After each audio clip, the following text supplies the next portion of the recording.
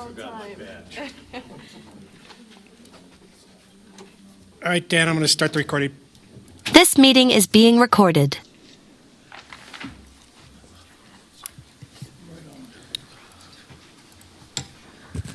It is Tuesday, November 4th at 6 p.m. I'm going to call this meeting of the Washoe County Planning Commission to order. Could we please have determination of a quorum? Jim Barnes. Here. Mike Flick. Here. Linda Kennedy. Here. Dan Lazareski. Here. Kate Nelson. Here. Commissioner Nelson is on Zoom. Amy Owens. Present. And Rob Pierce. Present. All right, please We join have a me quorum. in the Pledge of Allegiance. I pledge allegiance to the flag of the United States of America and to the republic for which it stands, one nation, under God, indivisible, with liberty and justice for all. Thank you. Could we have the ethics law announcement, please? Certainly. Jen Gustafson for the record. Commissioners are reminded that if with respect to any matter or any person coming before the commission today, number one, you've received a gift or loan. Number two, you have a pecuniary interest. Number three, you have a commitment in a private capacity such as a family, employment, business, or similar relationship. Or number four, if you've provided representation or counseling before an agency to a person or entity for compensation within the last year on a matter that's being considered here tonight, please remember to disclose that gift, loan, interest, commitment, or prior representation at the time the matter is being considered. And furthermore, you must remember to abstain from deliberation or voting on the matter if it's clear that the gift, loan, interest, commitment, or prior representation would materially affect the independence of judgment of a reasonable person. Commissioners are also reminded that under your Planning Commission rules, if you've had any contact outside this meeting with any persons interested in a matter coming before the commission today, you should please disclose the nature of that contact at this meeting. I'm also going to go ahead and read the Zoom instructions. This meeting is being held in the County Commission chambers. It's also being held via Zoom. To attend the meeting via Zoom, you can log into the webinar using the link found on the first page of the agenda. You can also join the meeting by typing zoom.us into your computer browser, click Join a Meeting on the Zoom website, and enter meeting ID 842-7265-9406. If anyone is having any technical difficulties tonight, you can join the meeting via telephone only by dialing 1-669-900-9128 and enter meeting ID 842-7265-9406 and press pound. For those wishing to provide public comment via Zoom, you can utilize the raise hand feature during any public comment period. To provide public comment via telephone only, you can press *9 to raise your hand and *6 to mute or unmute. Thank you. Thank you. Mr. Secretary, could we have the appeals procedure?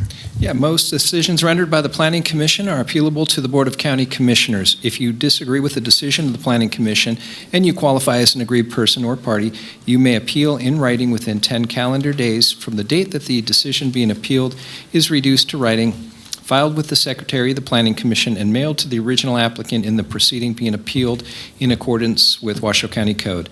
Please call the planning staff immediately at 775-328-6100 for information on the appeal procedure and the application fee. Thank you. Do we have any general public comment at this time? In chambers, I have Mark Newman.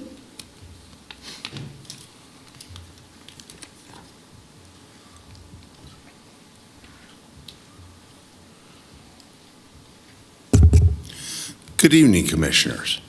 I would like, first of all, to thank you very much for your time and all your efforts that you put forward. My name is Mark Newman.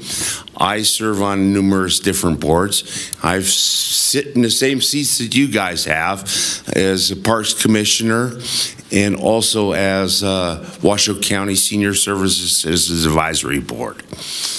I serve on the Sun Valley GID, and I also serve on the Sun Valley Citizens Advisory Board. I am speaking as just a citizen of Sun Valley tonight. I am letting you all know the seats that I sit on so that it's me and not speaking for anybody else. I'm speaking on the Sun Valley, which will be in front of you tonight here in a little bit, that Sun Valley traffic is horrendous. Okay, they want to build apartments. Sun Valley community agreed with these housing development. And yes, 3 houses per acre is probably a little bit out.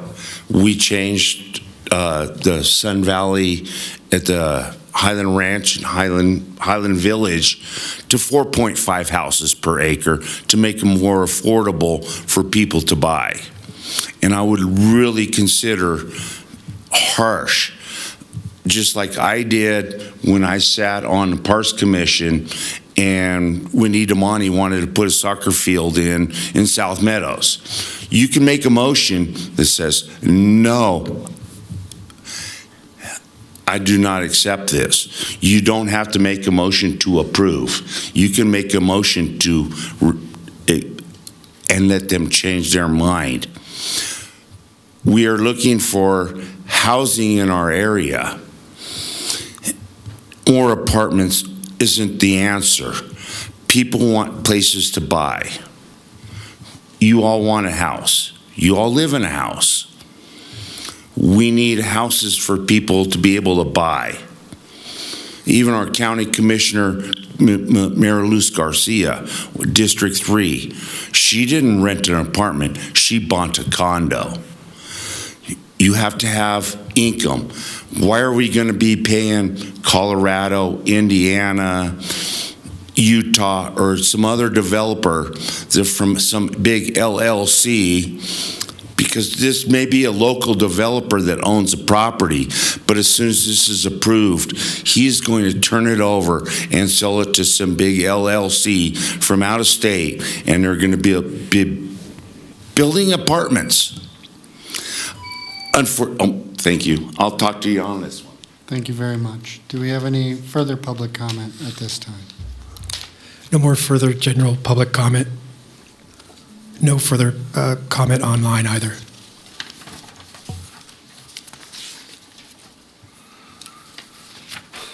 All right. Item 6, approval of the agenda. Did everyone get a chance to review? Any issues with the agenda as written? This is Rob. I move to approve as written. This is Linda Kennedy. I second. All those in favor? Aye. Any opposed? Motion carries unanimously. Has everyone had a chance to review the draft minutes from the October 7th meeting? Are there any changes, or can we have a motion to approve? I think that there was an amendment that was sent out, so we'll be voting on that. This is Rob. I move to approve the amended minutes as written. Did everybody receive a copy of the minutes I sent the other day? Yes, Okay. I'll second. All those in favor? Aye. Any opposed? The motion carries unanimously. All right, item 8A, moving into public hearings. Mr. Lloyd, could you announce? Yes, this is Development Code Amendment, case number WDCA 250010 for the Iveson DCA. For hearing, discussion, and possible action to initiate an amendment to Washoe County Code, Chapter 110, in Division 2, Area Plan Regulations, to establish standards for permanent employee housing in the high desert planning area to allow permanent employee housing on parcels zoned general rural within the high desert planning area at a density of up to one dwelling unit per 40 acres as an allowed use, and to allow permanent employee housing on such parcels at a density of up to one dwelling unit per 5 acres with approval of a special use permit and all matters necessarily connected therewith and pertaining thereto. If the proposed amendments are initiated, the Planning Commission may recommend approval of the proposed ordinance as submitted, recommend approval with modifications based on input and discussion at the public hearing, or denied the proposed ordinance. If approval is recommended, the Planning Commission is asked to authorize the chair to sign a resolution to that effect. And representing Washoe County in this matter is Senior Planner Chris Bronzik. Thank you. Chris Bronzik, Washoe County Planning. We're looking at WDCA 25-0010. This is the ISIN DCA.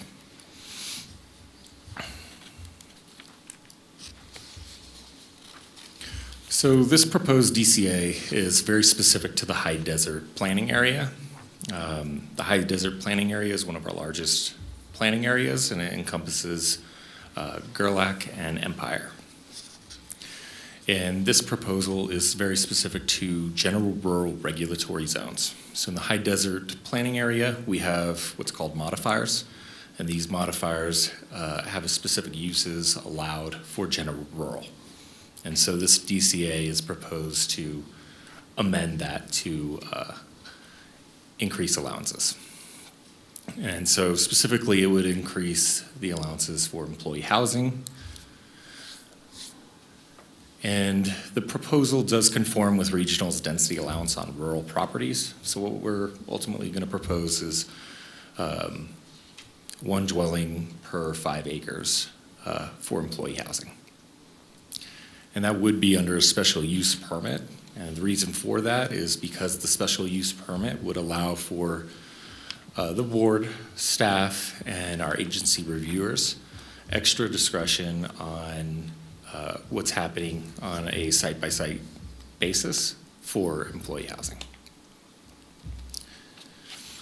So right now, the current proposal is under the allowed uses to change company towns, bunkhouses, and permanent employee housing and add equal to or under the allowed maximum density, which at the moment is one dwelling per 40 acres.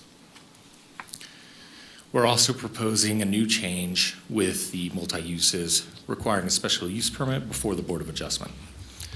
And so this is for company towns and permanent employee housing in excess of the allowed GR density of one dwelling per 40 acres.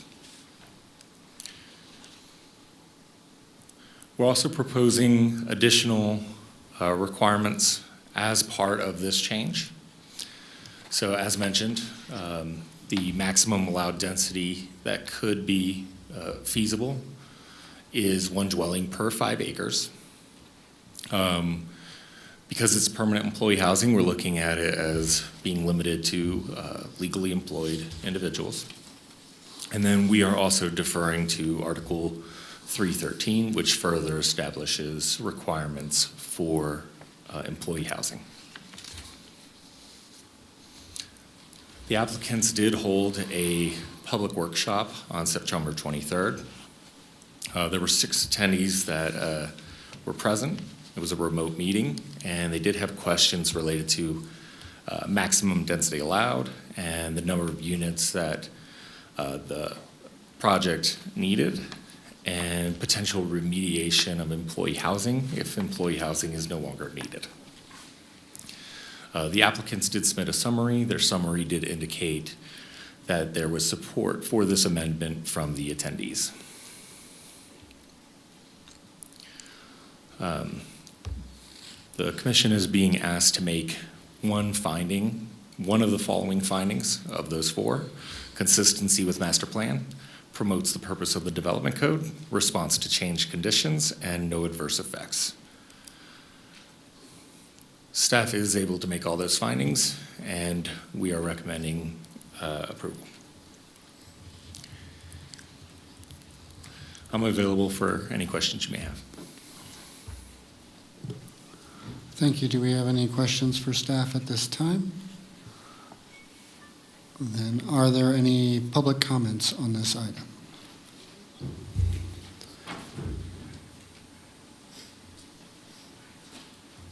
I have no public comment in chambers. I do have one hand raised on Zoom. Chair Lazareski, do you want to ask for applicant presentation? Do you want to- or public comment? Does Yeah, the usually we- applicant wish to make a presentation? It's a development code amendment, not a specific. Okay. Okay, Present. we'll come back to public comment. Keep your hand up, please, on Zoom. Thank you. You have the slides. There we go. Thank you. For the record, Dave Snellgrove. I'm the planning manager with Bowman Consulting Group, working with the people who are looking at doing the Iverson Ranch project. This case was listed on the agenda as the Iverson Development Code Amendment. It wasn't submitted that way. It was the high desert area, because this doesn't encompass the whole high desert area. We happen to have a project that will be coming forward to you at a later time that, if this were to be approved, we could get more housing than what's allowed right now. The 1 per 40 acres is very challenging in terms of the number of units. I'll go through and point out some of the things. Chris covered a lot of it, so I'll go through some of it quickly. Taking a look at it, this is the high desert area. The whole area is 4,408 square miles. Out of interest, I took a look at it. That's bigger than Rhode Island and Delaware combined. So this is a rather large area. So this gets to the remoteness issue of a lot of the high desert area. Over on the right-hand side, and this is from the area plan for Washoe County for the high desert area, you have your two suburban areas of Gerlach and Empire. When we did take this to the Neighborhood Advisory Board, some of the comments that were made was there's a housing challenge and housing shortage overall in the Gerlach area, so something like this could be beneficial and helpful. Move to the next slide. Yeah, that was probably not as necessary. We initially got a lot of calls when we sent our workshop out that people thought it was in the Spanish Springs or Cold Springs area, and it's like it has no effect or impact on those. So this blue shaded area shows all the general rural zone properties in the high desert area, which is quite sizable. And the farther you get up north of Gerlach and Empire, you're getting very, very remote. We do feel that this can benefit not only the proposed use that we'll have with the Iverson Ranch, but agricultural, hunting lodges, fishing lodges, things like that, that it's just too far for people to reasonably drive and to have a workforce out there.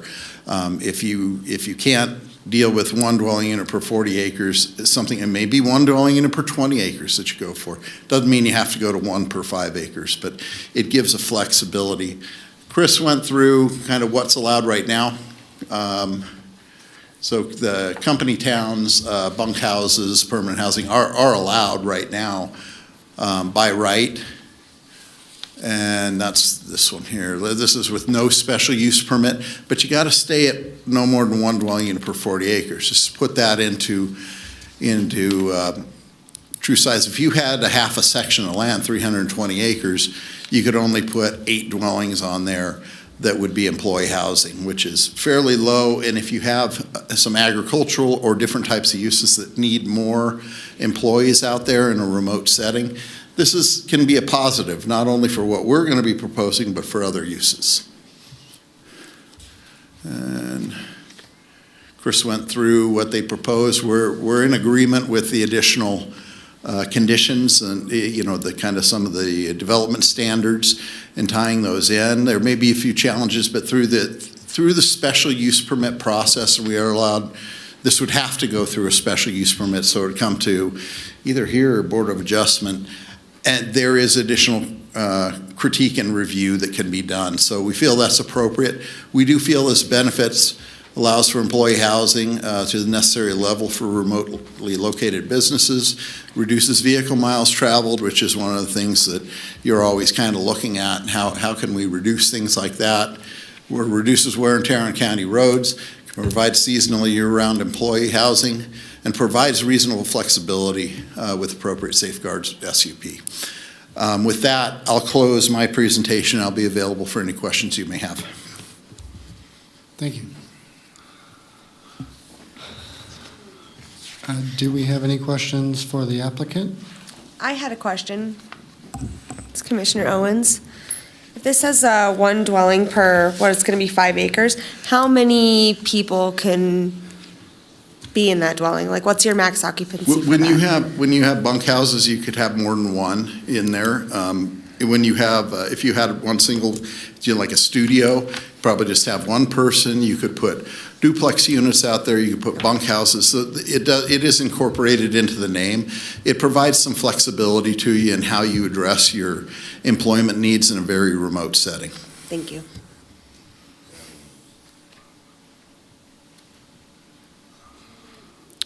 If there are no further questions for staff or the applicant, we can proceed to public comment.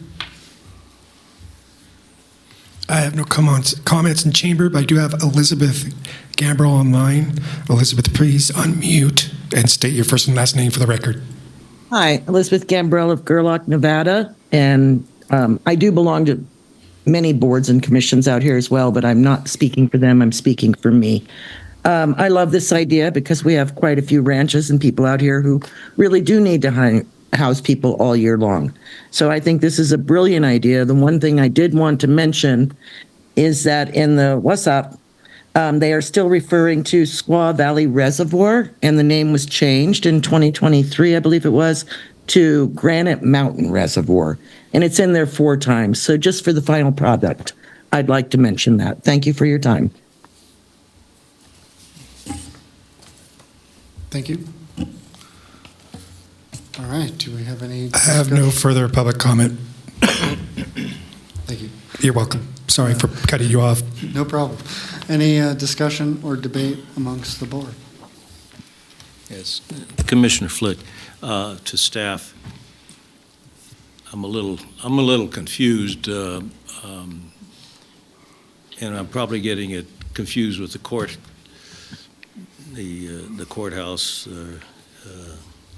not the courthouse, but where they were putting 5 units for employees, and they could go up to 8 individuals lots. I think it's probably in another. How many units can they put in? So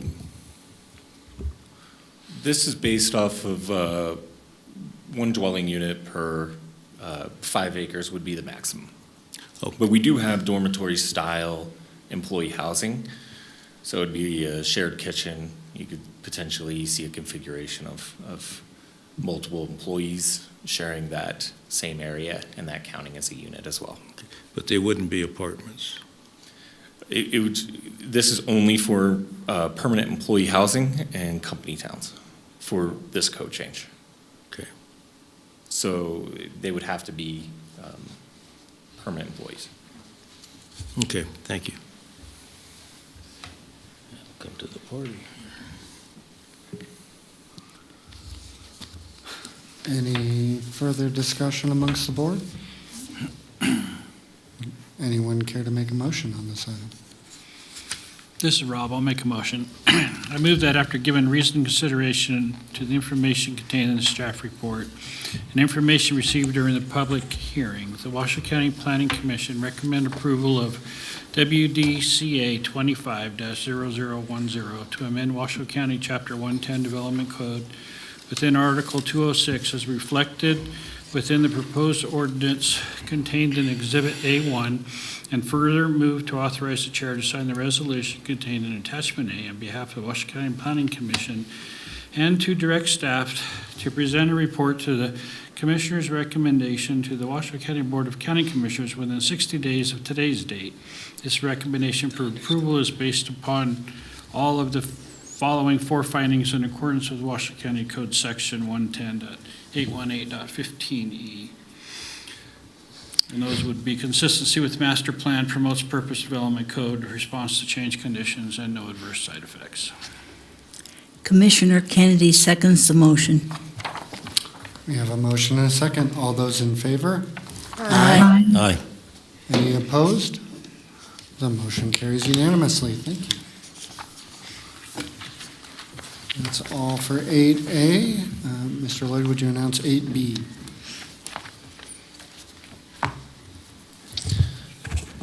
Thank you, Mr. Chair. This next item is Development Code Amendment, case number WDCA 250008, Small Housing and Infill Development, for hearing, discussion, and possible action to initiate an amendment to the Washoe County Code, Chapter 110, in Division 3, Regulation of Uses, Division 4, Development Standards and Division 9, general provisions. These amendments include adding various sections to establish small lot residential development standards and establish infill residential and commercial standards. These amendments also include amending various sections to include an example of the multifamily minor residential use type and allow cottage courts on multiple parcels. Modify the maximum size of attached and detached accessory dwelling units from 50% to 80%, the size of the main dwelling. Modify the maximum floor area from 1,000 square feet to 1,200 square feet for cottage court developments. Specify that only one community accessory structure is allowed for every 4 cottages in a cottage court development. Clarify the calculation of setbacks for cottage court developments. Modify lot and yard standards for common open space developments. Add various definitions and all matters necessarily connected therewith and pertaining thereto. If the proposed amendments are initiated, the Planning Commission may recommend approval of the proposed ordinance as submitted, recommend approval with modifications based on input and discussion at the public hearing, or deny the proposed ordinance. If the approval is recommended, the Planning Commission is asked to authorize the chair to sign a resolution to that effect. And representing Washoe County in this matter are senior planners Chris Bronzik, and Chris Bronzik will be given the presentation.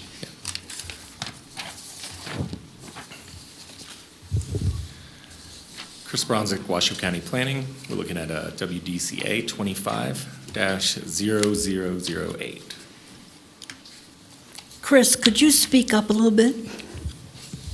Sure. We're looking at a WDCA.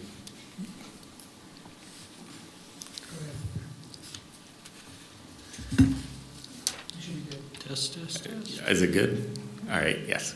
So we're looking at WDCA 25-0008, small housing and infill development. So this package before you is part of the housing packages that you've seen previously. Currently, we're looking at amending quite a number of articles. So first, we're clarifying multifamily minor, and we are updating the definitions and requirements for cottage court.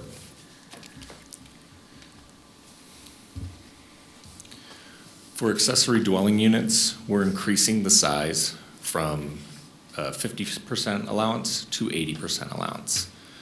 And so part of the reason for this is over the years, we've had numerous people come in with smaller homes who would like to create an ADU, but with the 50%, it's just too size prohibitive. And so the 80% allows for individuals with a smaller home to get a better sized ADU for their loved ones. There's still a cap within the MDS regulatory zone of 1,200, and it's still a cap for all the other regulatory zones of 1,500. That is not changing. The only thing that's changing is the 80%. So for cottage courts, that's a relatively bigger change associated with this package. So we're increasing the cottage court sizes from 1,000 feet maximum, 1,000 square foot maximum, to 1,200 square feet. And part of this change is allowing cottage courts on individual parcels. And so the graphic before you is intended to display that. There's more information within your staff report related to cottage courts. So small lot development standards is another big one that we're seeking to tackle with this change, with this development code amendment. And so we reached out to professionals and experts within our community to better understand potentially what our code was lacking or what was impossible to do. And what we heard from them was that small lot developments, based off of current code standards, were completely impossible. And so we worked together to, Kat and I worked to create additional standards, reduced standards for small lot developments. And so with these, you see reduced setbacks as well as lot sizes being reduced.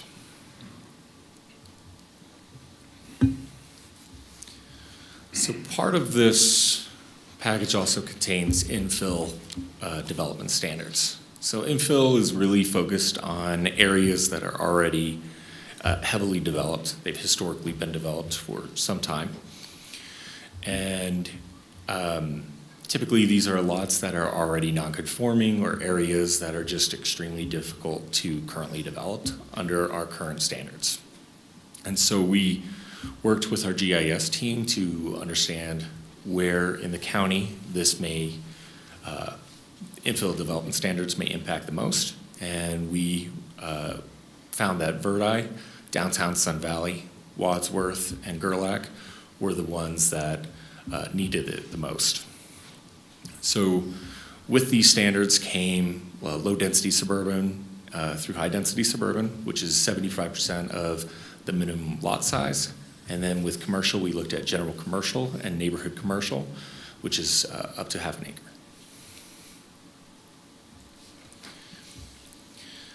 So with the infill incentives, with residential, what we're looking at basically is if the residence that's being proposed meets the overall setback or character of that street or neighborhood, they can have that reduced setback.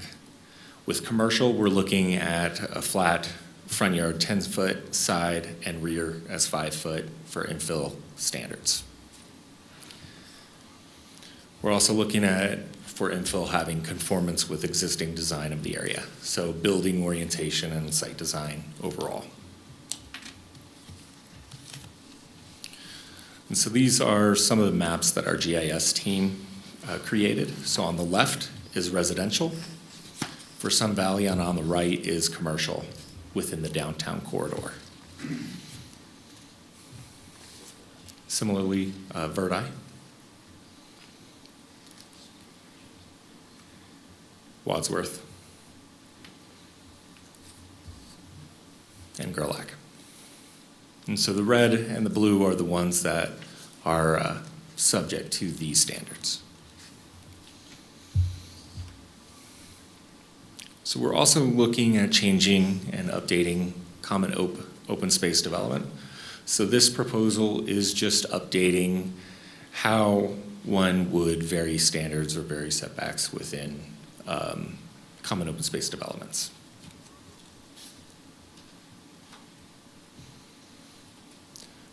As part of this package, we're also updating and adding new definitions. Those definitions are building orientation, cottage, cottage cluster, courtyard apartments, and infill development.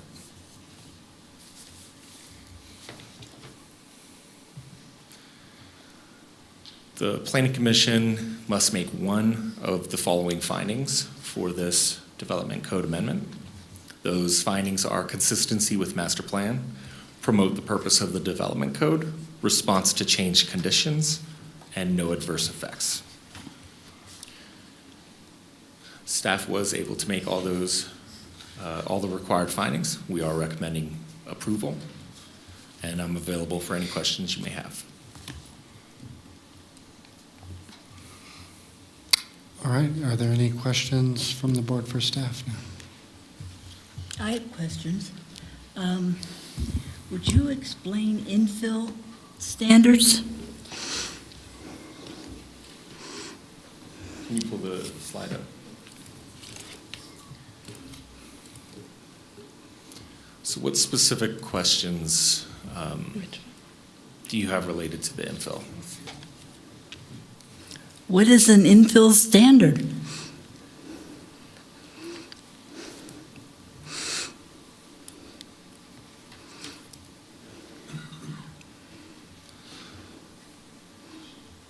So with the infill standards and infill allowances, we're looking at reduced setbacks and reduced lot sizes, as well as allowing for the building structures or the building orientation to differ from what is normally acceptable within current Washoe County code. So it's just trying to allow for more flexibility for these smaller lots or more constrained lots within Verdi, Wadsworth, Gerlach. And, So in other words, you can just change the orientation of the building? it's just allowing for it to be consistent with the neighboring properties.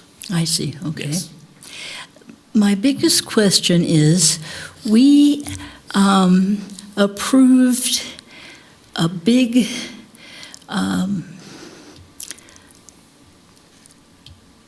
proposal earlier this year or last year about a lot of this. It seems like a lot of this is corrections to something we just approved. Why, it seems like we're doing something that was just done.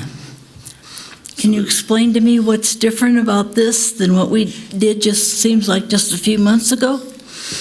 So the intent for this is to add, we are clarifying parts related to those previous projects or development code amendments, but really we're trying to add additional allowances. So infill development is something that's not been within Washoe County's code before. Small lot developments is something that's not been within Washoe County code before. Similarly, some of these cleanup items weren't part of the previous packages at all. So allowances for increasing ADUs is something that we've historically been hearing from the public, and so this project, this proposal intends to address that. And then clarifying common open space standards. So a lot of what we're seeing before you is new stuff exclusive to this package.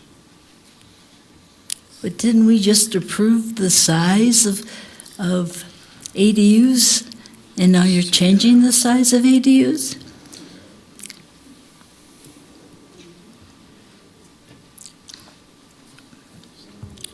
Kat Oakley, Washoe County Planning. There was a development code package in, I want to say early 2024 that came before you all, that the main focus of that package was changing the permitting requirements for ADUs. So previously, a special use permit was required for ADUs in the medium density suburban regulatory zone, and an administrative review permit was required for them in the rest of the regulatory zones for detached ADUs. And that 2024 change transitioned to having allowance by right for detached ADUs in most of our zones, and then transitioning from the special use permit to the administrative review permit in the medium density suburban zone. So there was a change to the medium density suburban ADU overall maximum, which used to be 800 square feet, went to 1,200 square feet. And then the rest of the changes were focused on permitting requirements. So you're correct that we have opened these sections of code recently. And obviously, I think it's ideal to kind of catch everything the first try if you can, but since we have been working on housing kind of continuously since that time and have been talking to people about it and hearing more feedback about it, we were hearing enough about the constraint of the proportionality requirement that we thought it was worthwhile to open up that section of code again to address it, and in the context of thinking more broadly about how we can enable more of those small units that are more affordable by design and allowing that more broadly in the community. So that's why we are revisiting the ADU topic, but it is, as Chris mentioned, a different change than what you have considered previously. Hopefully that is helpful. Okay. Have you gotten any public feedback to the change from 50% to 80%?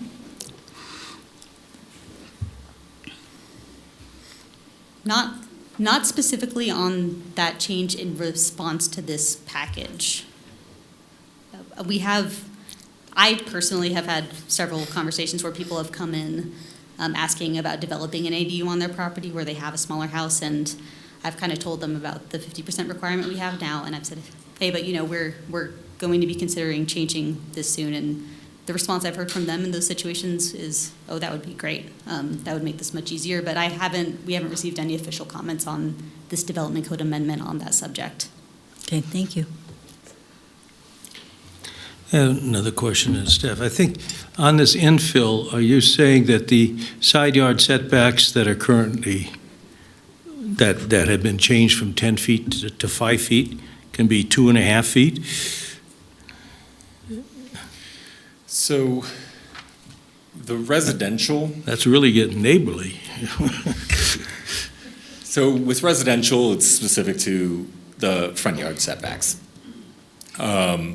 With commercial, we're looking at just 5-foot rear and side setbacks. So it is a reduction in allowed setbacks. But it's dealing with the front yard setback? For residential. For residential. So there would be no 2.5 foot. So now with this change, it's 10 feet to the house, 20 feet to the garage. So with this change, garages would still have to meet 20 foot based off of our discussion with reviewing agencies. That has not changed, but there's variation with the living space. That living space. So with the house orientation, it can be less than 10 feet. It can be closer, yes. It's going to be dependent on what the adjacent properties are. That's basically what the intent is. Okay, and the same thing for the rear yard setback? So with residential, it doesn't touch up on rear or side. For commercial, it's just a flat allowance. Okay, and then with the residential, it's where? Residential is based off of how the existing neighborhood is developed already.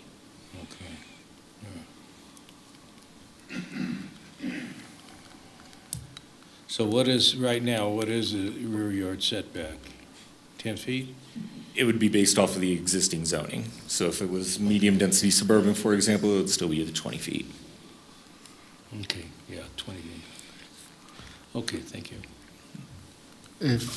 Correct me if my summary is wrong, but the infill standards are specifically to address lots that wouldn't be created today in conformance with the zoning that they have, and trying to allow them to develop in alignment with the existing neighborhood around them, at least as much as the underlying zoning that their lot size and or shape is existing non-conforming with. Correct. So the intent is if one's 10 feet from the property line, we're not requiring all the new homes to be 20 or 30 feet back. Instead, we're trying to keep it in line.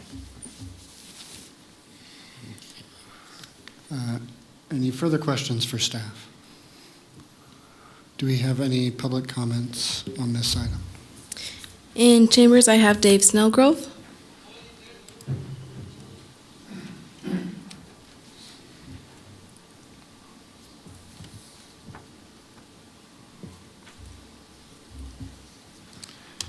Good evening. For the record, I'm Dave Snellgrove here, just speaking. I do work as a consultant, which you can tell by the last case.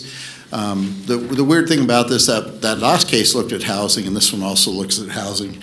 I liked one of the things that Kat said in affordability by design. That's really what we're looking at here. I'm supportive of this.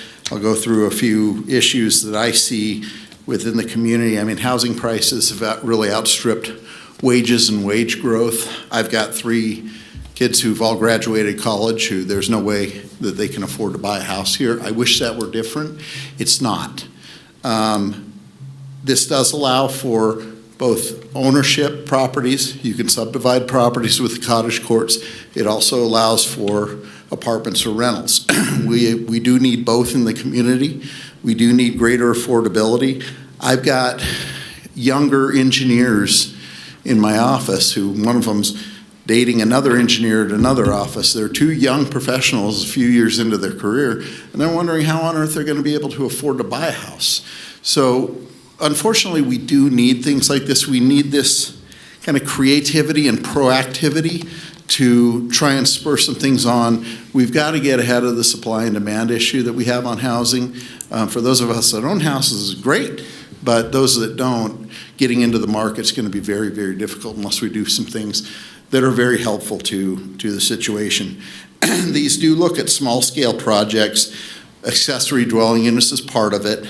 Also smaller lots or smaller units in general.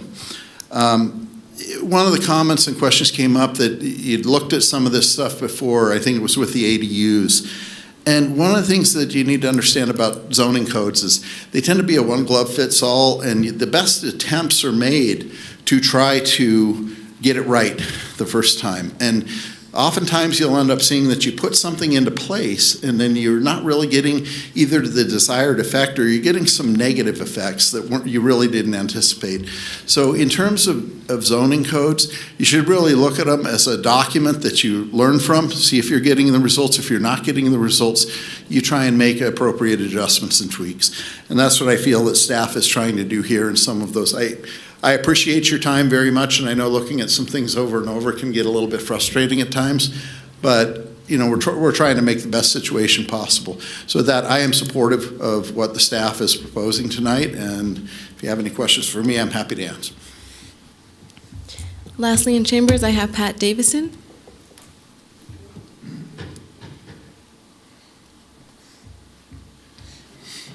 Good evening, Commissioners. My name is Pat Davison. I'm a resident of District 5. I asked staff for some general county information to prepare for the meeting tonight. Here's what I learned. Most development is happening in the MDS regulatory zone. The median size of housing units in the MDS zone is 1,706 square feet. In 1960, the average size of a housing unit was closer to 1,500 square feet, but now is over 2,000 square feet. And in the last 25 years, the number of units built under 1,200 square feet has been decreasing. Those are some sobering statistics. Obviously, we could do a finer grain analysis if needed, but let's look at some remedies. Here are 4 changes before you tonight. The first, adding courtyard apartments as an example of either multifamily minor or multifamily and differentiating them from cottage court helps with overall understanding. Second, increasing the percentage of ADU size makes sense given the staff explanation of how this could be an incentive for owners of smaller main dwellings. Since the overall cap on ADU size does not change, this should be allowed.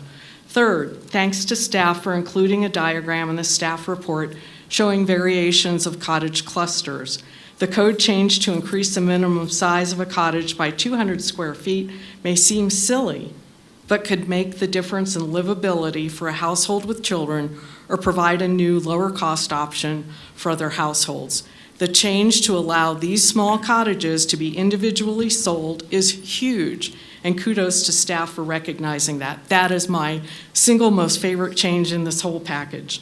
Fourth, giving attention to small lots and small homes, especially those with a maximum size cap of 1,200 square feet, hits the nail on the head.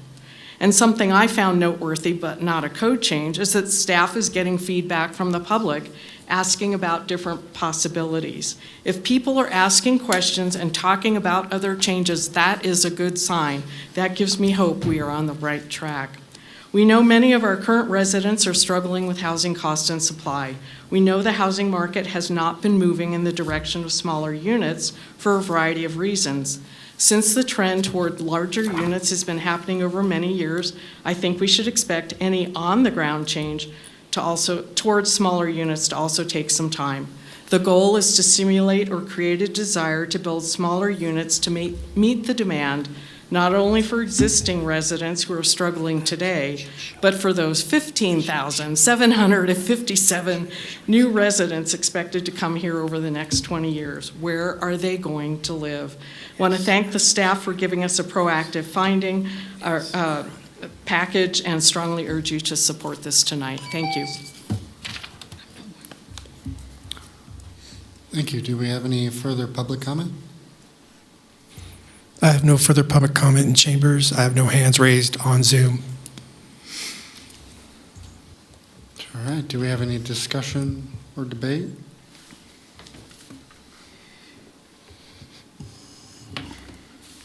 If not, I'm happy to make a motion.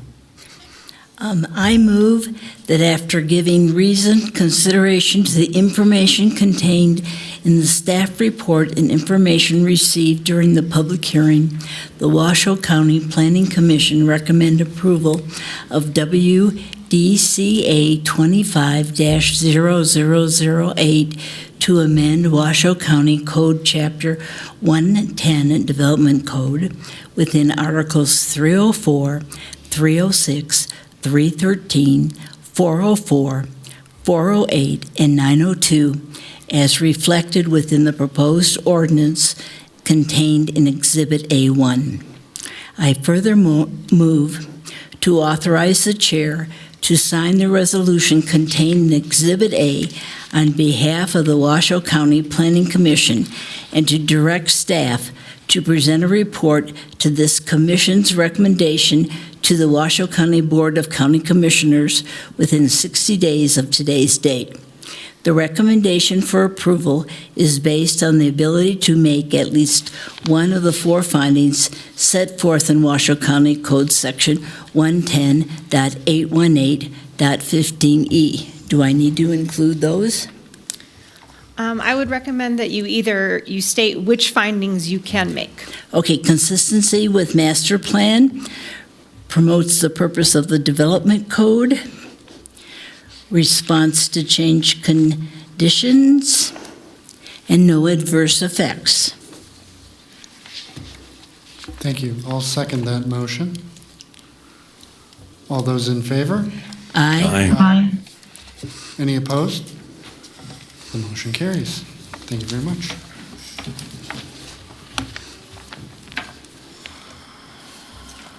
Item 8C, Mr. Secretary.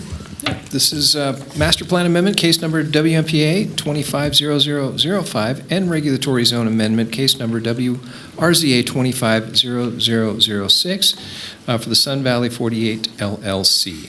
For hearing, discussion, and possible action to, 1, adopt an amendment to the Washoe County Master Plan, the Sun Valley Master Plan Land Use Map, to change the master plan land use designation for a 17.2 acre parcel and 1.2 acre parcel from suburban residential to urban residential on a 14.1 acres and open space on 4.4 acres. And if approved, authorize the chair to sign a resolution to this effect. Any adoption of the Planning Commission is subject to the approval by the Washoe County Board of County Commissioners and a finding of conformance with the Truckee Meadows Regional Plan by the Regional Planning Authorities. And 2, subject to final approval of the associated master plan amendment and a finding of conformance with the Truckee Meadows Regional Plan, recommend adoption of an amendment to the Sun Valley Regulatory Zone map to change the regulatory zoning for a 17.2 acre parcel and a 1.2 acre parcel from medium density suburban to low density urban on 14 acres and open space on 4.4 acres, and authorizes the chair to sign a resolution to this effect. Representing Washoe County in this matter is Planner Julie Olander. Good evening, Julie Olander for the record. So before you, you have a master plan and a regulatory zone change for 2 parcels in the Sun Valley area off of 1st and 2nd Avenue. It's sort of the terminus. And as Mr. Lloyd read off, the master plan is basically concerning a 17.2 acre parcel and a 1.2 acre parcel, changing it from suburban residential to urban residential. It's okay. That's okay. And then one part of the, and 4.4 acres to open space. And then a regulatory zone change on that same 17.2 acre parcel and 1.2 acre parcel to from medium density to suburban, which it basically is a 3-unit, allows 3 units per acre for single family or 5 units per acre for single family attached and middle housing. 2, low-density urban, which allows 10 dwelling units per acre for single family, or 14 units per acre for single family attached, multifamily, or middle housing, up to 12 units per acre for a mobile home park. And that would be on 14 acres, and then 4.4 acres would go to open space. So I just want you to get you a little oriented, because this parcel's out in Sun Valley. On the left is an overview. You can see the city of Reno's to the south. And then on the right-hand side is a closer view, and you can see sort of the surrounding areas with residential and then the elementary school. So this characteristic, a characteristic of the site is it is vacant. It's just got native vegetation. It does slope towards the west, upward, I should say. I should have said that upwards, an upward slope towards the west. And then the Red Hill open space is located to that west area. And then Lois Ellen Elementary School is located directly to the east. And then, as I said, Reno's to the south, and then residential houses to the north. And here's a zone showing of the master plan request. On the left, you have what's existing, and that's outlined in black.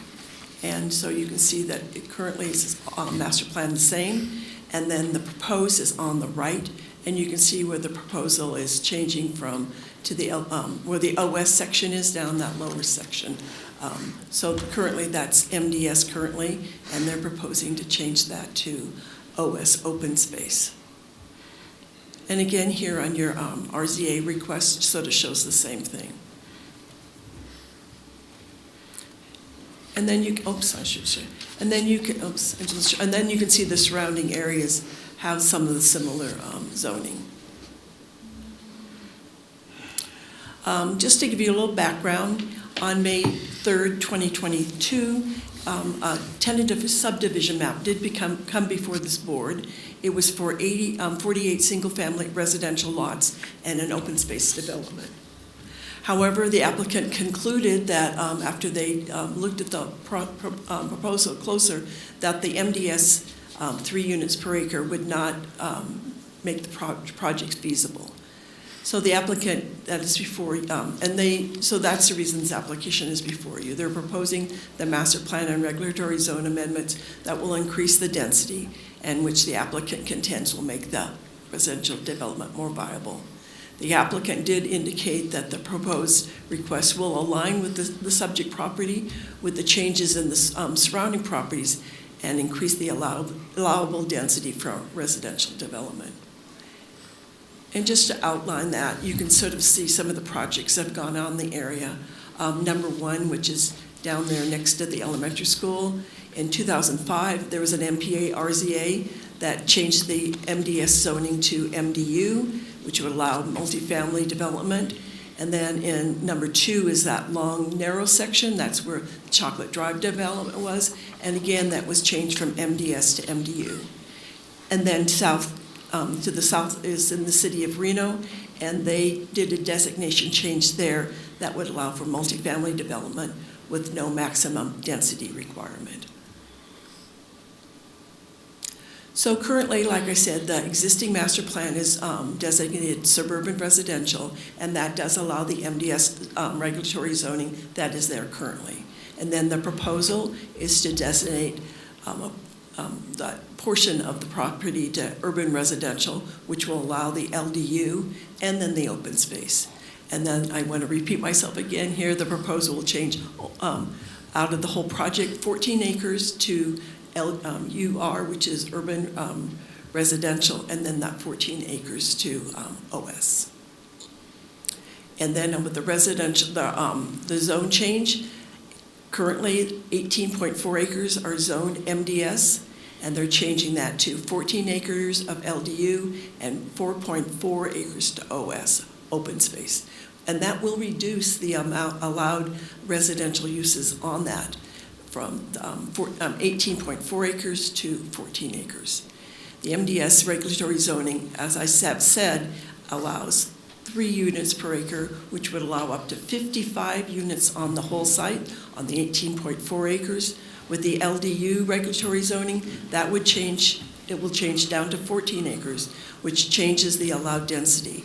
For attached and detached, it would allow, for single-family detached, it would allow up to 140 units, and then up to 196 for single-family attached, multifamily, or that missing middle unit, some of those units like triplexes and quadplexes. And again, the applicant states that there is no proposed development stage at this point, but they have conceptually designed this project for 160 unit residential development. I do want to point out that there is some slope, and this map sort of outlines where the slope is, and I have sort of drawn in just so that dashed line where the OS area is, so that will really capture most of the sloped area. And just a drainage way, it's a natural drainage way that travels through this area. and they are proposing to pull that out as OS, and that will prohibit any kind of development on those properties, in that area, on that property. So talking about the available facilities, this site is within the Sun Valley Hydrological Basin and the Sun Valley GID, and they would provide water. The GID will provide water and sewer for the site. According to the GID, they have the capacity to provide water and wastewater for the site. Washoe County Parks and Open Space did review the application and indicated with further development, they would propose different trails through that area. And one of the intent is to align with the Sun Valley Rim Trail and then also to connect with the Red Hill open space from the elementary school. The applicant has completed a traffic study for the conceptual 160-unit development, and the applicant stated that the project is anticipated to generate approximately 1,132 daily 667 peak hour and 86 PM trips. And then the analysis for Sun Valley Boulevard and 2nd Street intersection was conducted, and based on the existing plus project and baseline plus projects for the traffic volumes. All of these scenarios kept the project under the expected operating levels of service. That's what LOS stands for the project. So at this time, the project should be generating less than 3% to the overall intersection traffic and would not significantly impact the operations. I do want to add that this is conceptual. If they move forward with the tentative map, subdivision map, as you often see before this board, they would have to provide this in a more detailed analysis. So this is sort of the big picture, as a master plan and zone change application typically are, but as they move down into a more specific project, they will have to provide all of the information on sewer and water and then on traffic. And at that point, you can make a better analysis of what is being proposed. There was a neighborhood meeting held at Obie's Casino on August 26th, and there were comments by the attendees on traffic, impacts to school, access to open space and trails, safety concerns for the community, grading impacts to the environment, and the increased density. The meeting lasted over 15 minutes. It was somewhat heated, but very congenial in many ways too. But their major comments were about the increase of housing in the area. And then they also had the concerns about the topography and then access to the open space. Property owners within 750 feet were noticed. 98 notices were sent out. I did not receive any emails or phone calls on this. And then also a legal ad was put in the Reno Gazette 10 days before this hearing. Various agencies review the application, and their comments are included in your staff report. Again, this is a master plan and zone change, so there are no conditions. They can only comment on this and basically approve or denial if they have any major concerns. I did not receive any of those. As staff, I can make all the findings required for the master plan and the regulatory zone amendment. Those are in your staff report. And as I said, the motion's in your staff report. That concludes my presentation, and the applicant representatives here, and I believe they have a presentation also. Would the applicant's representative like to make their presentation now? Go ahead.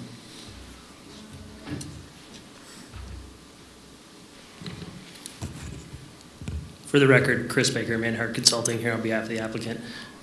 Thanks for having us this evening.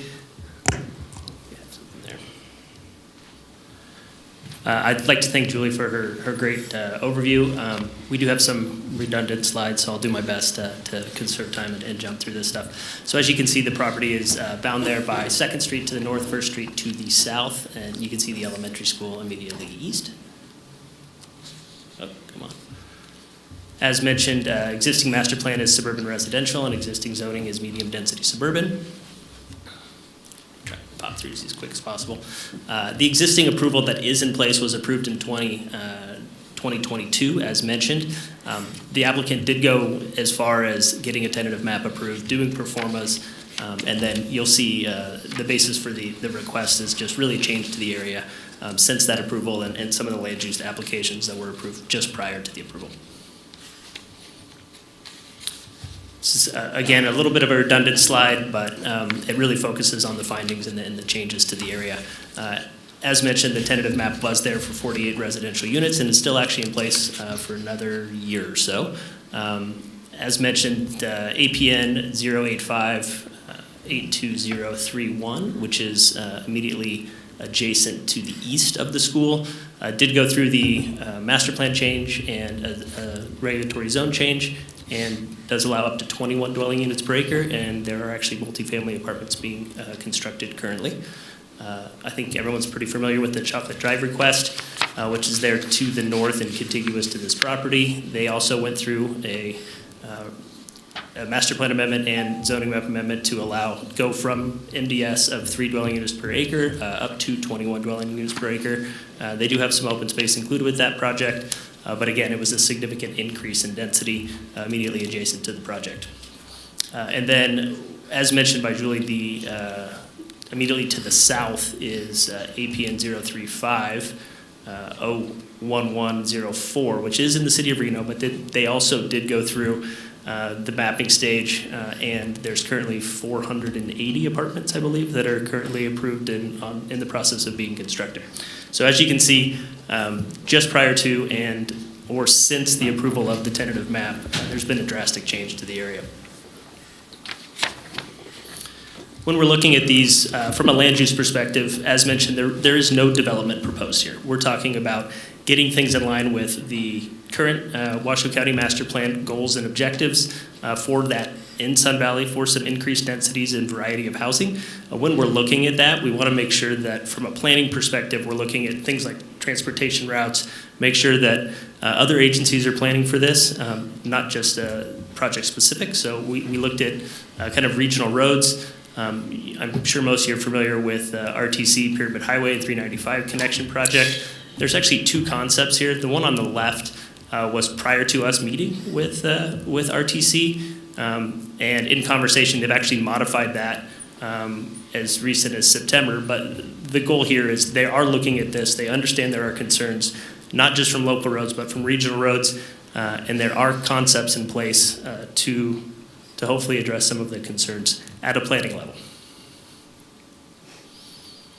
Another thing that applies to these properties is there's actually a HUD qualified census tract. So again, there are federal funds available for this specific property as identified in as recent as 2025, and those funds are available in 2026. There are specific project qualifiers. The previous project that's currently approved does not qualify from a density standpoint, so that's another thing that would be available for a variety of flexible housing options.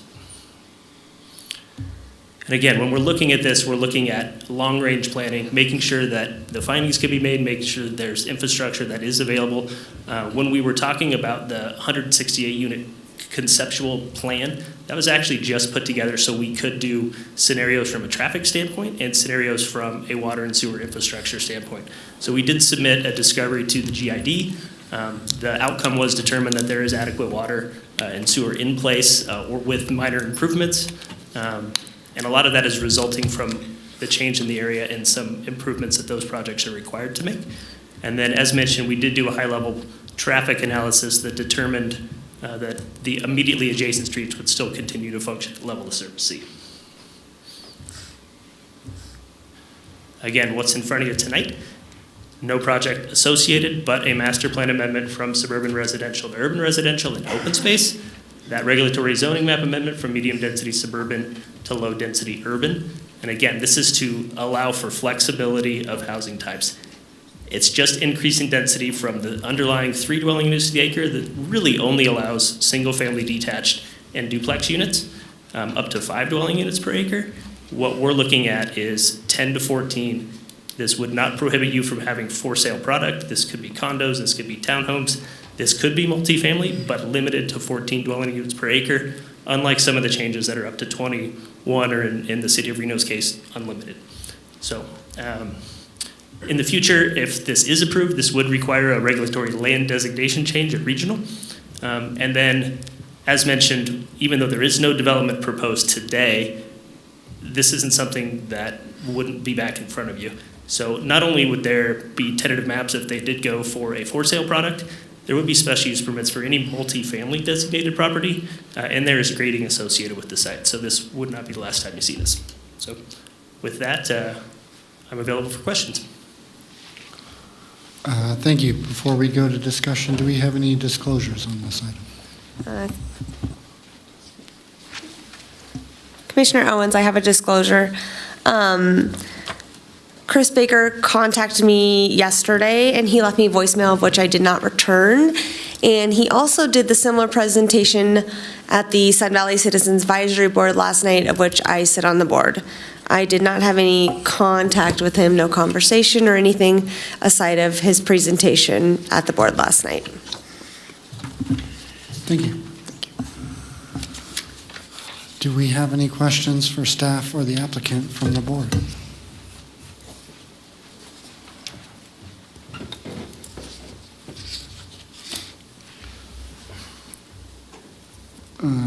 I have a question, Julie. Just to clarify, as currently zoned, they could build up to 5 dwelling units per acre across the entire 18.4, so that would yield 92 dwelling units if they went with single-family attached rather than detached?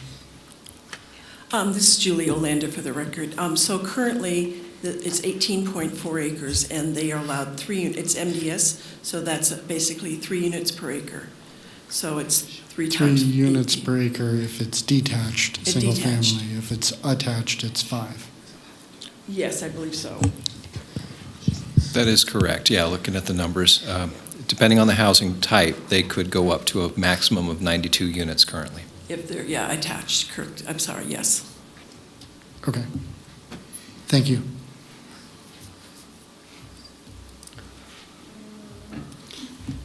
Those could be for sale or for just rental too, either way. So that would be determined at the time of approval.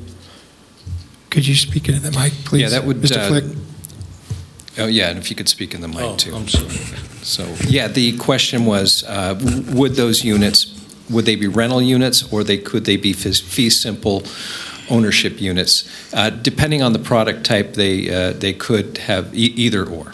Right. Okay, but it could be conditioned at the time of the special use permit would... It would be, yeah, determined if it requires a special use permit or a tentative map, but very likely would come back before this planning commission. Okay, is a special use permit required for any of this? Can't recall, frankly. So I'm sorry, the question again is a special use permit Yes, going to be required? Yes, assuming that this gets approved for the specific project. It would either be, well, it depends on the type of product that they're proposing. So it may require a tentative map. However, I think there are some certain category of uses that would require a special use permit. Okay. Tentative map would be good enough. This is Julie Olander for the record. So if it came back for a multifamily, it would require a special use permit. So I don't believe it would come before this board. It would would come before the Board of Adjustments. Thank you.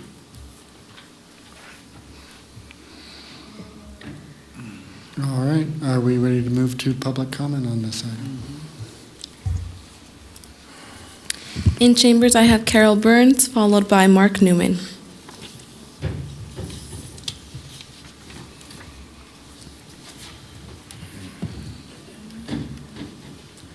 Thank you.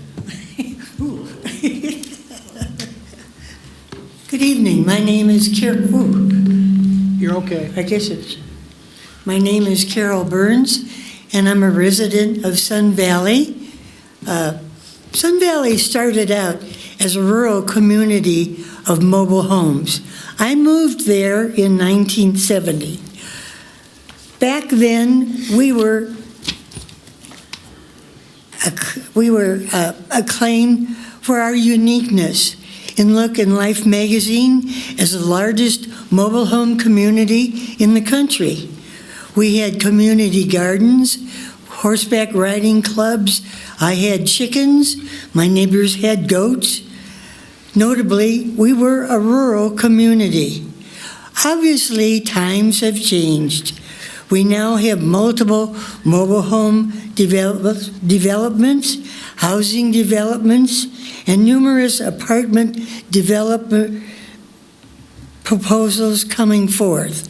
However, the basic nature of who we are is still rural.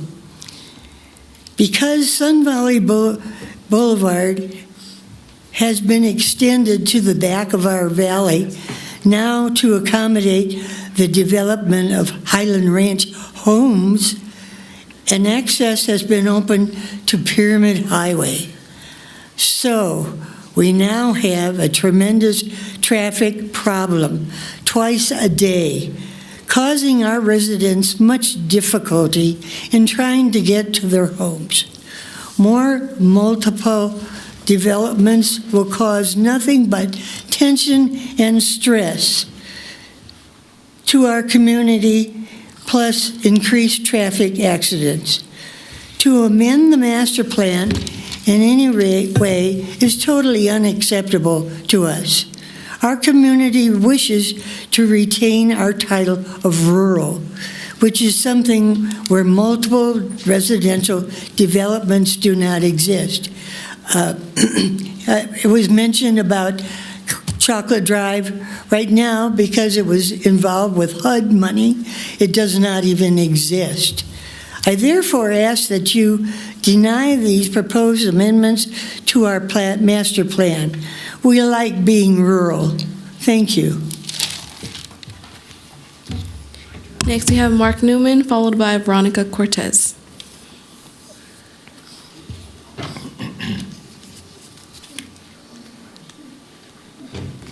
Good evening again, Commissioners. So, as you've all heard Carol just speak about the traffic, I invite any one of you to come down and sit at the corner of 2nd and Sun Valley Drive and sit in the parking lot at Hobie's Drive and watch the traffic back up on 2nd Street.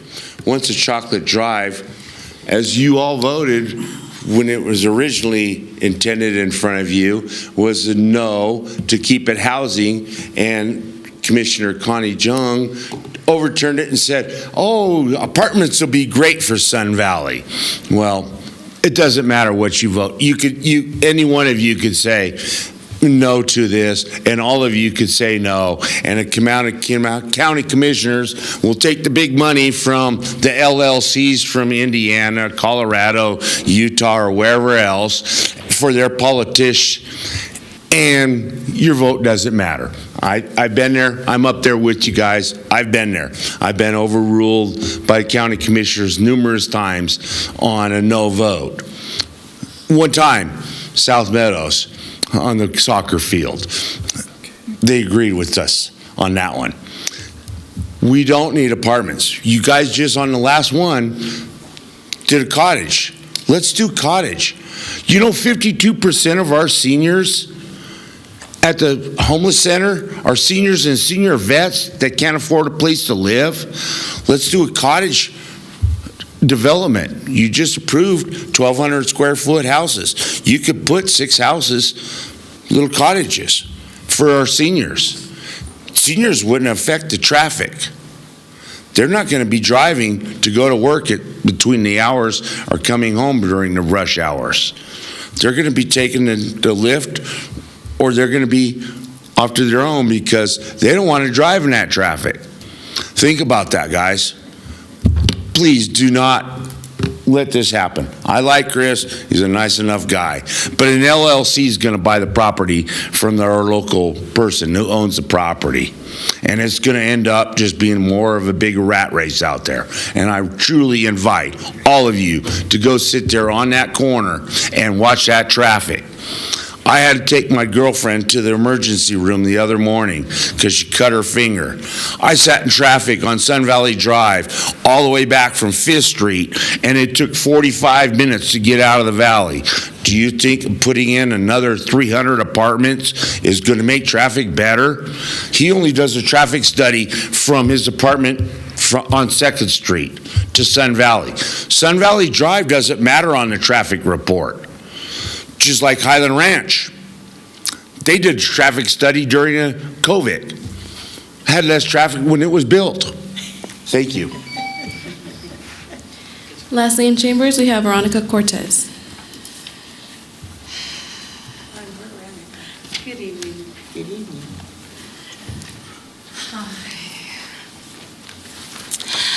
Good evening, everybody. I'm Veronica Cortez. I was born in 1977 at Great Old St. Mary's. Grandpa was born there, Mom was born there, so apparently I'm third generation Nevadan, Washoe County. I did Virginia, Palmer, Billinghurst, and Reed till I dropped out because I was being bullied.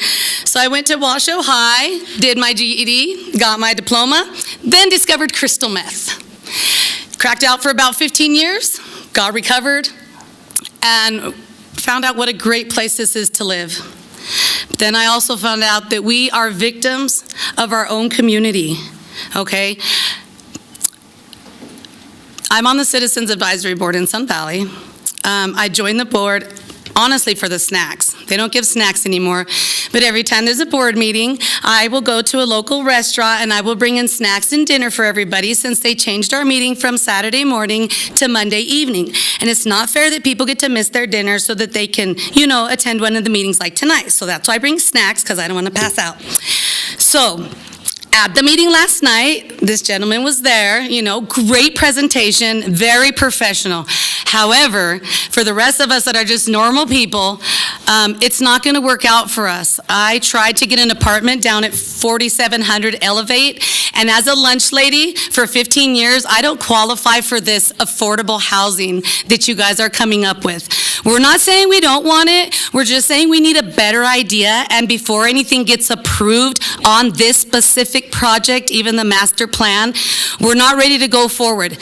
I have a nonprofit called Valley Amigos out in Sun Valley, and we teach ranching, farming, and horseback riding. We have an on-call therapist, and we do strategies kids, terminally ill patients, autistic, and we also work with all the courts to give community service for DUIs and domestic violence. We also have a clothing exchange where we collect donations of clothes through the community and redistribute them specifically in Sun Valley. It's a great place. We have a lot of great stuff going on, but before we go further with these projects, we really need to work on the traffic. I stopped my job of 12 years at Veterans Memorial STEM Academy as the lunch lady, the Girls on the Run coach, the dance teacher, and whatever else they needed me to fill in with, because I honestly couldn't get to work on time and I couldn't get home. I couldn't pay for childcare, and this is working for the Washoe County School District. We have some bigger problems besides these apartments coming in, so I please urge you, from our citizens, from our neighbors, our friends, our family, please don't go forward with this project until we get our traffic fixed. Please, please. The traffic study is not adequate for us. And I'm running for County Commissioner District 5. Hope to get your vote.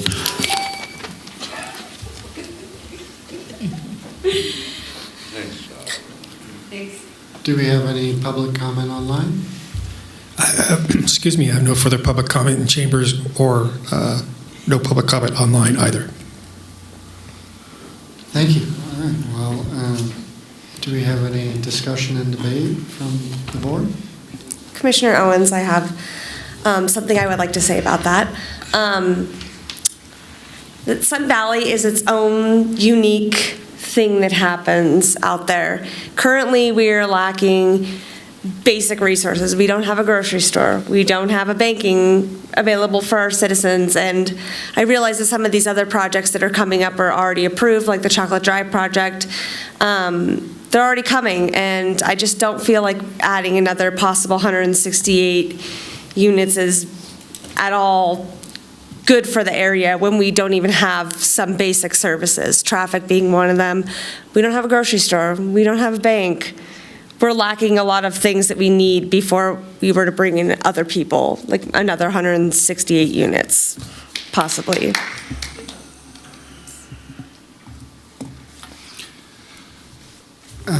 Any other comments? Yeah, or this discussion? is Rob for the record.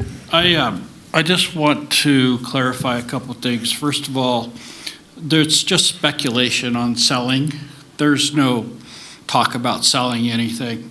There's no planned development. And I've been at Hobie's and I've sat in the traffic. It's not that bad. It's less than 3% of an increase, according to the traffic study, which is law abiding. And I look at things for affordable housing on a sliding scale. There's a difference between a teacher and a unionized culinary worker. Things I look at for projects like this are traffic, which, yes, everybody has a traffic issue, especially out in the North Valleys. It's major. Walkability, bikeable, easy transit. For me, this is a perfect place for a project like this. I think that this project should go forward, and I'm all in favor of it.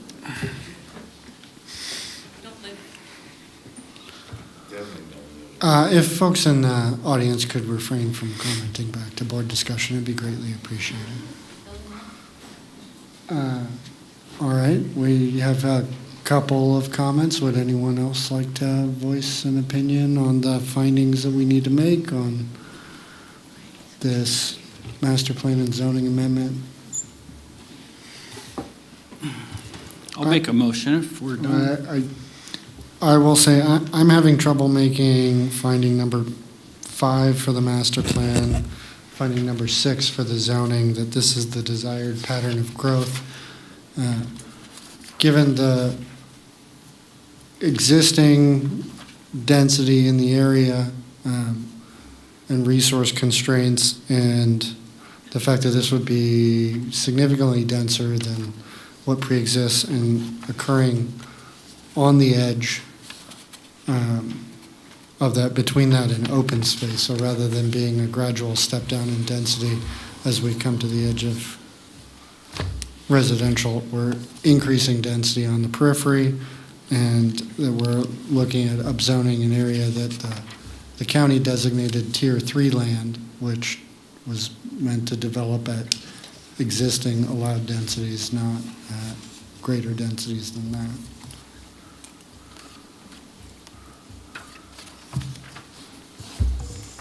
All right, and yeah, go ahead. I have a question as far as it was brought up that the cottage court developments going into an area like this. Is that feasible from the regulations? The overall density on that would be limited to whatever the... What? The overall density on a cottage court development would be limited to whatever the underlying maximum zoning density is. So in this case, if we did not approve the rezone, a cottage court development could happen at 5 dwelling units per acre. And if we did approve the rezone, the cottage court development could happen at 14 dwelling units. So if per it's acre. approved, it couldn't be built? It could be built with a higher density. Correct. Way it is now, it could be. Okay. As far as the traffic is concerned, I don't know, what do you say about it? Until, and it doesn't exist now, and I said it last meeting, until the number of units that are approved are coordinated with the circulation element of this county and in surrounding communities, which does not exist. I mean, we're just choking ourselves with automobiles. And I don't know what it's going to take to try to get some coordination between the two, but it's got to start somewhere. Otherwise, we're all going to be riding bicycles around here. And I'm too old to do that. Right, and this is Rob, also for the record, I just want to state on that fact that, yeah, traffic is a concern, yes, we all know that. But this area, you can bike to downtown, you can bike, you can walk. This isn't like way out in the North Valleys, out in Red Rock or Cold Springs, where you can't do that. This area is close to town. This area is perfect for development. There's sewer, there's water, there's everything. It's already there. Yeah, I feel bad about the traffic. I mean, but I personally have been there. I mean, I've driven that road. It takes 10, 15 minutes to get from Hobies to the freeway. And you know what? That's not bad. That's not good, but it's not bad. When I live out in Red Rock, it takes me 45 minutes to an hour and a half to get to town. So talk about, traffic. That's bad. And yes, but they will fix that. They've got contingency plans. They've already said that. They've mentioned it. We can't go against what they say.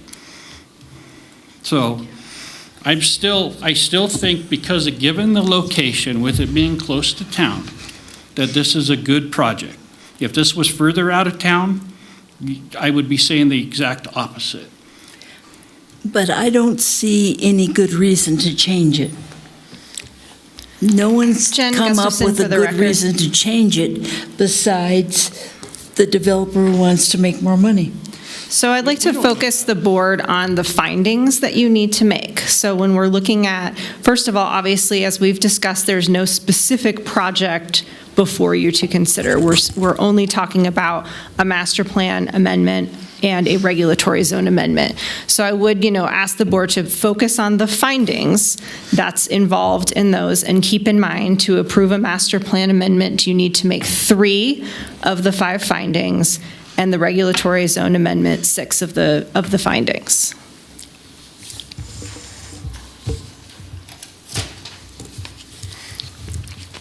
To clarify, all 7 of the findings for the regulatory zone amendment.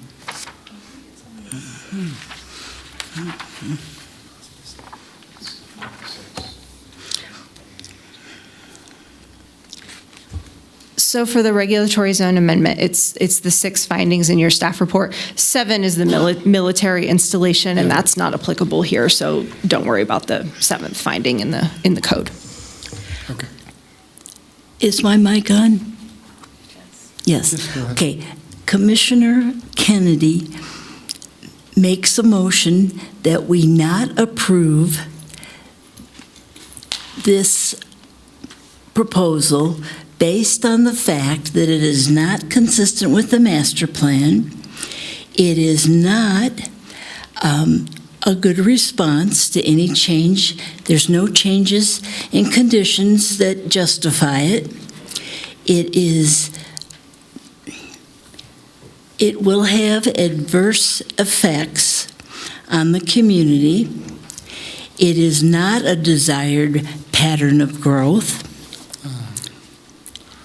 You're making a motion on the regulatory zone amendment? I'm making a motion on. There's a motion already on the floor. It's I'm not making a complete. I'm motion just clarifying on WMPA 25-005. So that master plan amendment does not include a finding of no adverse effects. That finding of no adverse effects only applies to the regulatory zone amendment. So just want to clarify, we can proceed with your motion on the master plan amendment, but that finding is not applicable. Is there something I need to correct? I think the record can reflect that that finding isn't applicable. Yeah, I would, when you're looking at the staff report, it's got the 2 different motions, right, for master plan and regulatory zone. So, yeah, I would start and focus on the master plan amendment, and please, describe for the record what findings you specifically cannot make and why. If you look at page 16 of 20, that will list the Okay, the findings for the master plan amendment motion. I move we not approve the master plan amendment motion because, is this the right one? for case number WMPA 25-0005 because it is not consistent with the master plan. It does not, there's no need to respond to changing conditions, and it is not desired, does not support any desired pattern of growth. And thank you for the motion. Are there any specifics that you'd like to cite in not making those findings? The question is, you cannot make those three findings. I cannot make those three findings. Is there anything specifically about those three findings that you I do not see, all the surrounding area is of the same, the current level of, that it is now, and I see no reason to change it, and there is no justification to change it, and there's been no change in the conditions of the area that justify the change. And the master plan, there's nothing in the master plan that justifies the change. Okay, we have a motion. Do we have a second to that motion? Commissioner Owens for second. You can also not make the same three findings? I cannot make, sorry. Finding number 2, 3, 4, 5, and that's it. We have, This is Julie Olander for the record. It's really critical we get the same, so whatever the motion is, that you have the same findings on that, so that's clear. No. So she's saying different ones though, right? That's fine. So you That's said okay. number 4 also, is that correct? Correct. All right, we have a motion and a second.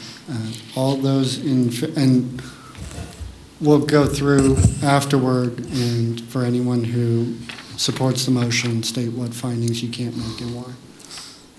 All those in favor of the motion? Aye. All those opposed? No. No. All right, so that motion doesn't carry. I'm willing to entertain another motion on the question of the master plan amendment. I'll make a motion on the master plan. Is that okay?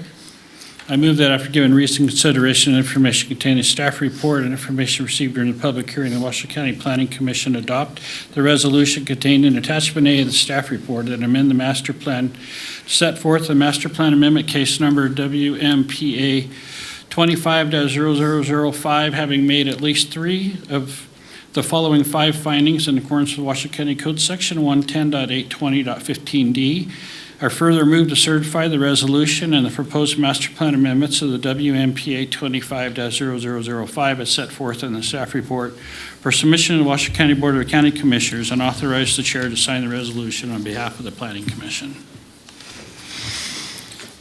Thank you. I have a motion. And Jen Gustafson for the record. Mr. Pierce, can you please clarify which finding you can make? Oh, I can make them all. Okay, thank you. Thank you. We have a motion. Do we have a second to that motion?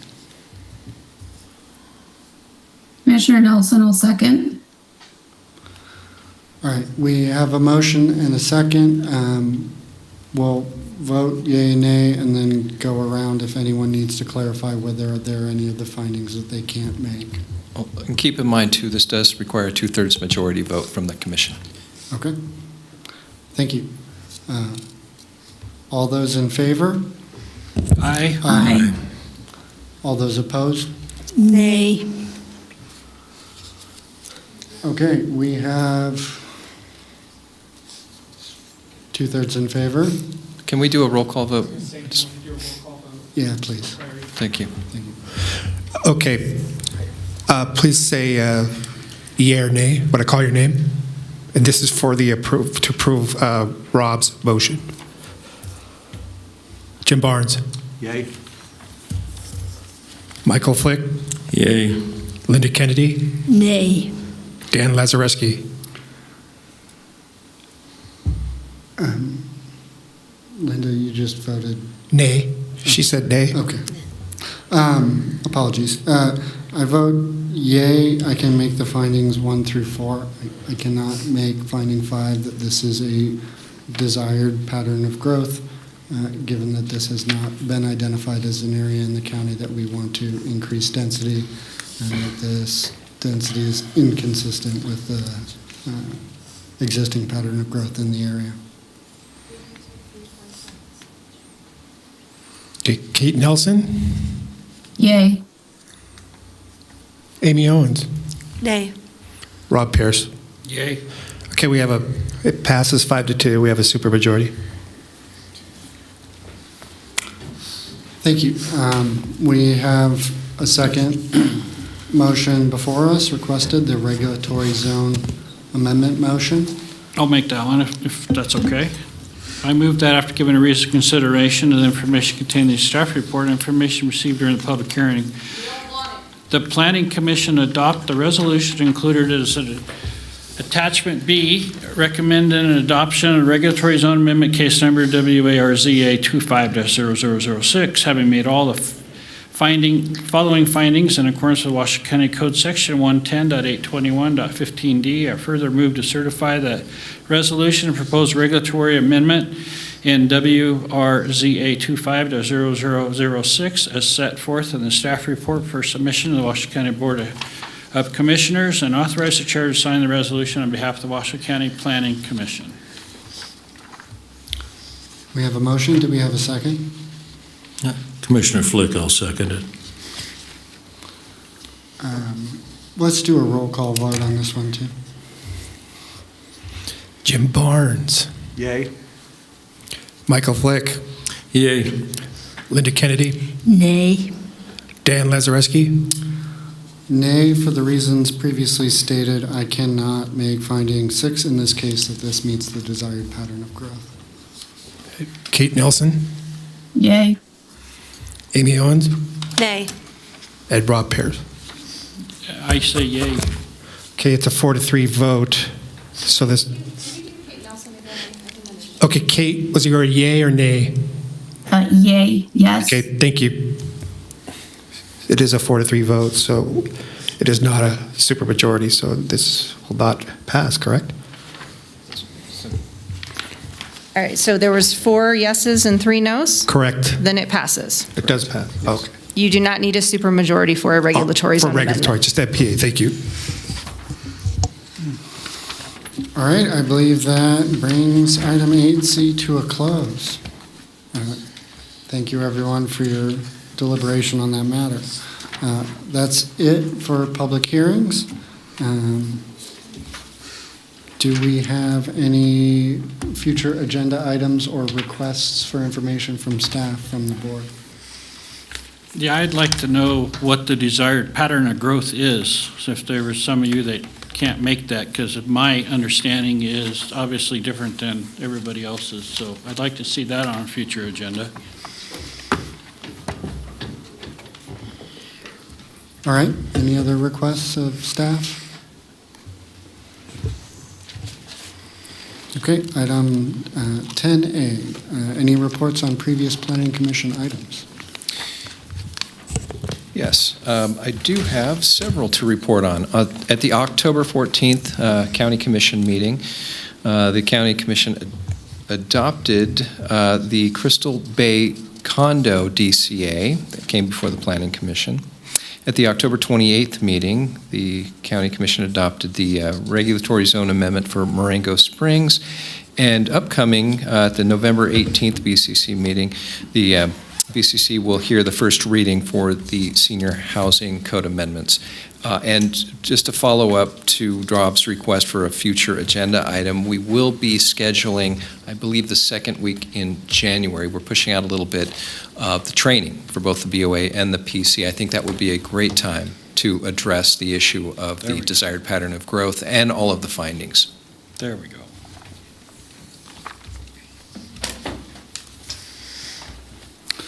All right, legal updates?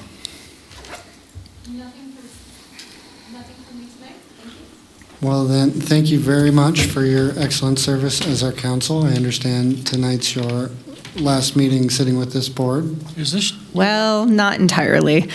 We are having a special meeting in November, on November 20th, so I will be present for the next November meeting, and I may or may not be here for December, so you haven't quite gotten rid of me yet. Thank you for your service nonetheless. That's okay.